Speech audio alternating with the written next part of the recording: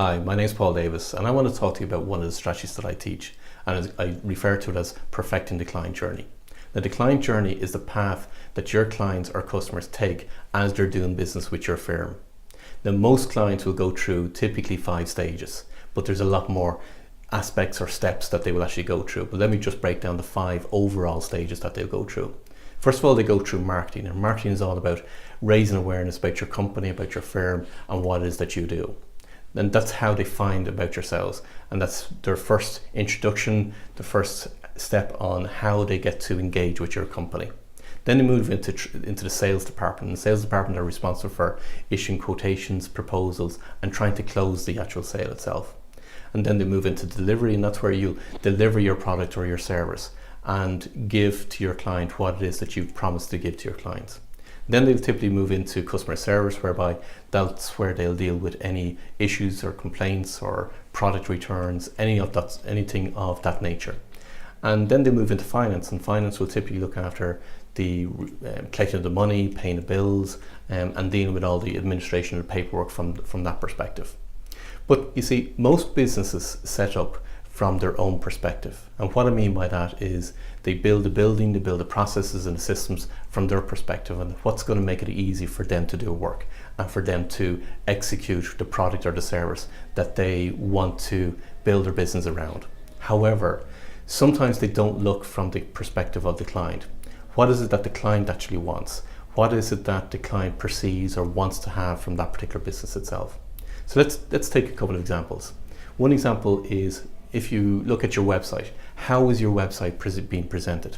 Is it talking about the client, meaning what is it that the client wants, what is it that desires, what's the solutions that the client actually wants solved, and what is it that the client is actually looking for?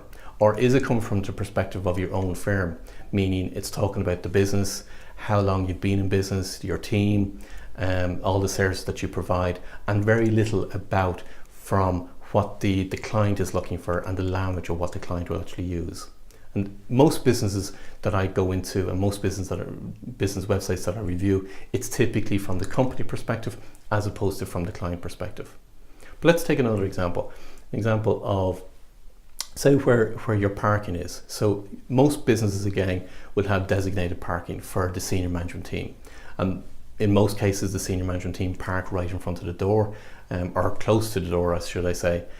Where's the visitor spaces? Where's the spaces that when a client is coming up to your building for a meeting, where do they park? Do they have to park at some end of the car park and walk in the rain to get from their car to your actual building itself? So look at it from your client's perspective. What's the journey that they're actually going to take? I'm going to give an example of one of the clients that I worked with, and they were a garden centre, a nursery. And what they found when they actually went through and did this assessment of their client journey, what they found was, as they approached the premises themselves, there was very little signage. So from a client's perspective or from a customer perspective, it was very difficult for the customer to actually find their premises in the first place. So the first thing that they addressed was around the signage. But the next thing was, as they drove up into the car park, as soon as they parked their car, what was in front of them was actually manure, was peat moss, it was everything to do with fertilizing your actual garden itself. So just imagine this as yourself, as you're a customer and you're driving into a car park, and the first thing that faces you is a pile of manure. Now, how would you feel, or how would you perceive that business to be? So a very small change what they made was they moved the manure and the peat moss and the fertilizer to another area of the garden centre itself.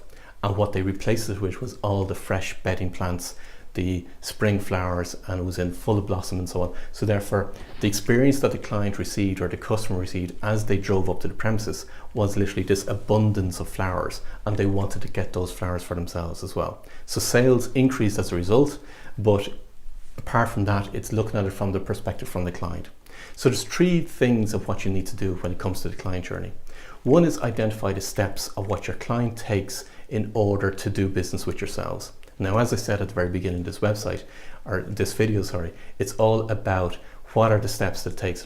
So from a marketing perspective, what are the steps that the client takes in order to find out about your business? It could be a brochure, it could be a proposal document, it could be a website itself, it could be an advertisement. what are the steps under the marketing umbrella that your client or customer comes across yourselves? And then they move into sales, delivery, customer service, and finance. So break down and identify every single step that's under each one of those umbrellas that your client takes as the path or the journey through doing business with yourselves.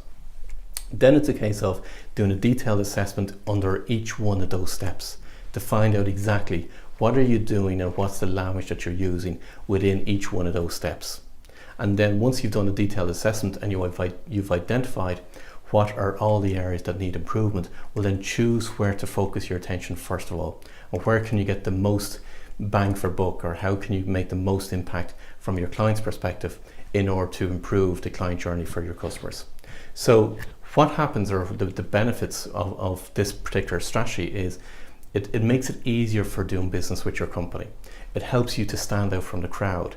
So a lot of the business that I come across, particularly in professional services, they find it difficult to stand out from the crowd. How can they differentiate themselves in the marketplace?